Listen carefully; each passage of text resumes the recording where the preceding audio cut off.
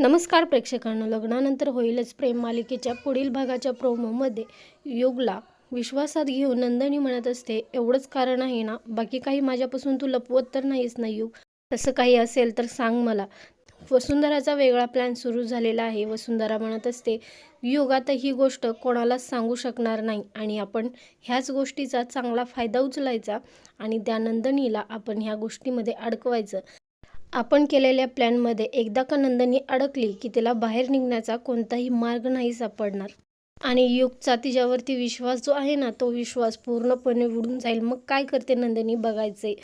सुनीताच्या कॅफेमधून जात असताना माननीच्या पायाला कॅफेचा टेबल लागतो आणि त्या टेबलवरती जे की असं अक्षर लिहिलेलं असतं, हे बघ तुझ्या सुनेचं आणि तिच्या बॉयफ्रेंडचं नाव, के फॉर काव्या. आणि जेचं नाव काय आहे असा प्रश्न सुनीताला माननी करत असते आणि त्यानंतर सुनीता म्हणते, हे तू घरी जाऊन तुझ्या सुनेला म्हणजेच काव्याला विचार, तीच तुला ह्या प्रश्नाचं उत्तर देऊ शकेल. पाहिल्याबद्दल धन्यवाद.